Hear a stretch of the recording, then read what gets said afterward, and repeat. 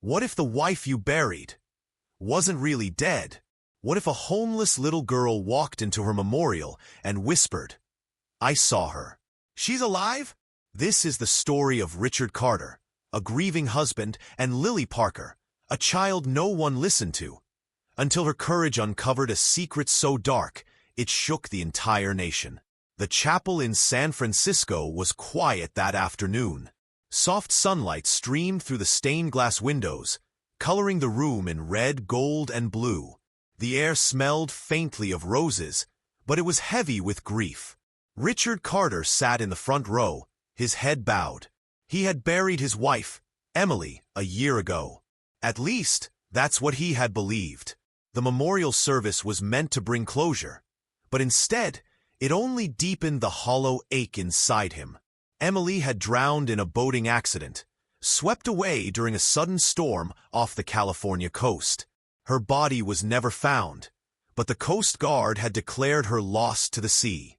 Richard had replayed that night in his mind 1,000 times. He blamed himself for not being there. People offered him condolences, shook his hand, and whispered kind words. But Richard barely heard them. In his heart, he was still married to Emily. The grief was alive, sharp as the day she disappeared.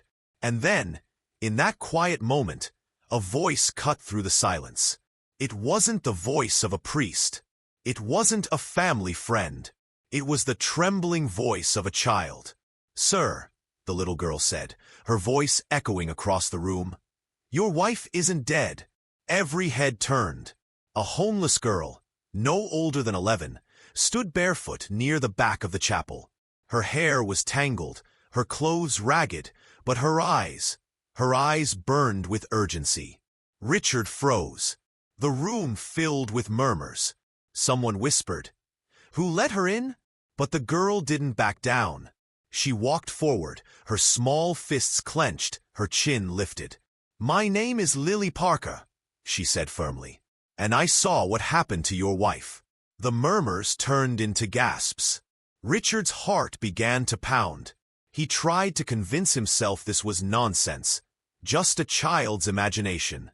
But something in Lily's voice, steady, unshaken, made him listen. "I saw men pull her out of the water," Lily continued. "She wasn't dead. She was alive. They dragged her onto the pier. There was a tall man with a metal arm leading them. They put her in a van." Richard stared at her, his throat tight. "That's impossible," he whispered. "We searched everywhere, the Coast Guard." But Lily interrupted softly. She had short blonde hair, cut that way because of her treatments, and a scar here. She pointed to her own temple. She had a gold necklace with the letters R and E. She grabbed it when they pushed her. I saw it shine in the streetlight. Richard felt the blood drain from his face. Those details, her hair, the scar from college, the necklace he had given her on their 10th anniversary, those weren't public knowledge. Only he knew. The chapel was utterly still. And then Lily reached into her pocket. She pulled out a crumpled, damp handkerchief embroidered with one name, Emily. "I found this on the pier," she whispered. "I kept it safe. I didn't know who to tell. But when I heard about the memorial, I had to come." Richard's hands trembled as he took the handkerchief. His vision blurred. For a moment, he couldn't breathe. He had buried hope a year ago, and now, this child was digging it back up. People in the chapel muttered. Some scoffed, some whispered about lies for attention. But Richard's instincts screamed something different. The evidence was too real, the details too sharp. Hope, fragile, dangerous, but undeniable, stirred inside him. That night, Richard didn't sleep. He sat in his study, staring at the handkerchief under the lamplight. It smelled faintly of seawater, its edges frayed. His heart ached at the thought. Emily might still be alive. Finally, he made a decision. He called Derek Miles, his old friend and former security chief, a man he trusted with his life. "Derek," Richard said, his voice unsteady, "I need your help. Emily, She might be alive. By morning, Lily was sitting in Richard's mansion, wrapped in a blanket, sipping hot cocoa. She looked small in the enormous living room, but her eyes never wavered. She told Richard and Derek everything she remembered. She described the pier. Pier 14, the night of the storm. She described the van, a black one with tinted windows. And she described the man with the prosthetic arm, his cold stare, the way the others followed his lead. Richard listened carefully. Doubt still tugged at his mind, but every detail lined up too perfectly. Derek leaned back, crossing his arms. If this girl's telling the truth, then your wife wasn't just a victim of bad luck. She was taken, which means someone wanted her gone. The words chilled Richard. Who would want Emily dead, or rather, silenced? That evening, they went to Pier 14 together. The place smelled of rust and salt. The old cannery by the water was abandoned, its windows shattered, its walls covered in graffiti. Here, Lily said, pointing to a side door. They dragged her inside. Flashlights cut through the darkness. Dust and debris crunched under their feet. Then, in a corner, Richard froze. Scratched into the wall were two letters, E.C. Emily Carter. His hands shook as he traced the marks. And on the floor, half buried under dirt and rope, lay a torn piece of fabric. Richard lifted it slowly. His heart nearly stopped. It was a fragment of Emily's scarf, the one she had worn the night of the accident, stained with dried blood. For the first time, Richard knew beyond a shadow of doubt. Emily hadn't drowned. She had been taken. The investigation began quietly, almost in whispers. Derek pulled old records on Pier 14. He found shipments connected to Ashmont Logistics, a company Richard had never heard of. Its name appeared again and again in import and export files, always tied to strange miscellaneous goods. But when Derek dug deeper, the name stopped being strange. It became dangerous. Ashmont wasn't just a logistics company. It was a shell, a front. Its ships were tied to rumors of smuggling, disappearances, even whispers of trafficking. And Emily, a passionate researcher before her disappearance, had been investigating corporate corruption. Suddenly, the puzzle pieces fit. Emily hadn't been a random victim of the storm. She had discovered something powerful, something people would kill to protect. And the storm, the accident, might have been the perfect cover. Richard clenched the scarf in his hand, his jaw tight. They took her, he whispered. They wanted her silenced. And for the first time in a year, Richard Carter felt something stronger than grief. He felt fire. The fire of a man who would not rest until he found his wife. The fire of a man who realized his fight had just begun. The discovery at Pier 14 changed everything. The grief that had paralyzed Richard Carter for a year now burned into determination. Emily wasn't gone. She was out there, alive, hurting, waiting, and he would not stop until he brought her home. Richard and Derek Miles began pulling at every thread. Bank accounts, shipping records, satellite images of warehouses tied to Ashmont Logistics. It was a maze of shell companies, all leading nowhere. But Lily, the homeless girl who had witnessed the abduction, wasn't done helping. She had a memory like a camera. She remembered license plates, symbols on crates, even the sound of a distant siren the night Emily was taken. Every detail, no matter how small, became another clue. And then Derek found something. Here, he said one evening, spreading papers across Richard's desk. Ashmont owns a depot outside Oakland. Remote, guarded, too much security for an ordinary warehouse. Richard's eyes narrowed. That's where we'll find her. They went at night. The air was cold, the moon hidden behind clouds. From a hill, Richard and Derek looked down at the massive shipping depot. Trucks rolled in and out. Guards with rifles patrolled the gates. "This isn't just storage," Derek whispered. "This is a prison." Richard's chest tightened. If Emily was inside, every second mattered. They waited until midnight, then moved silently through the shadows. Lily, against Richard's protests, had insisted on coming. "You'll need me," she said simply. And she was right. Her small size let her slip through fences and mark paths for them. Finally, deep inside the compound, Richard saw her. Emily. She was thinner, her face pale, but it was her. Shackled inside a dimly lit room, guarded by two men. Her eyes lifted, and for a moment, disbelief and hope clashed inside them. "Richard," she whispered. The sound of her voice nearly broke him. But before Richard could step forward, a heavy thud echoed.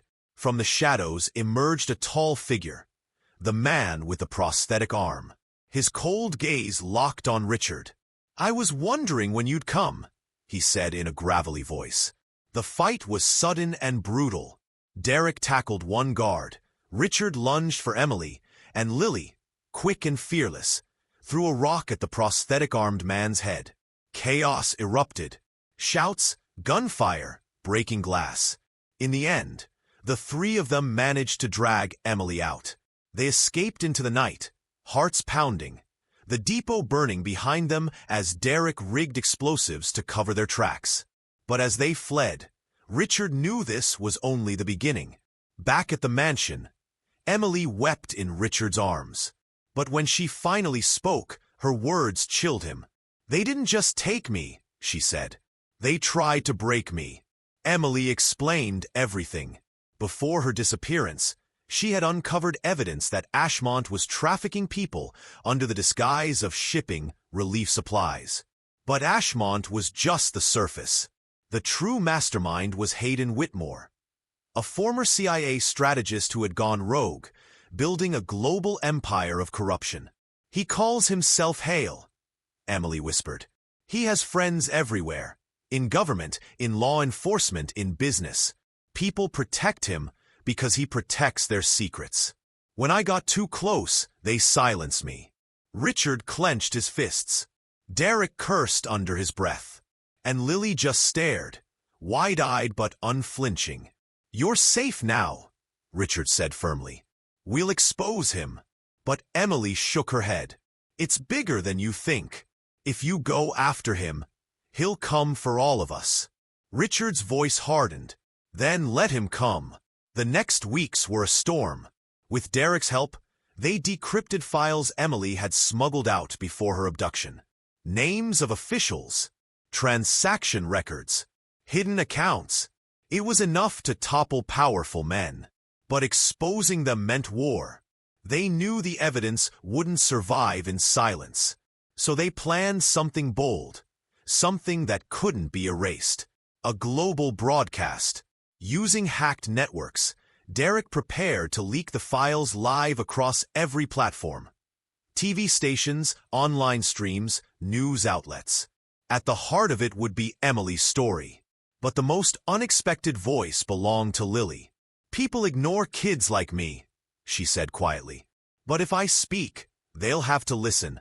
And so, the day came. Screens across America, and then across the world, lit up. Documents spilled out. Names, photographs, bank transfers.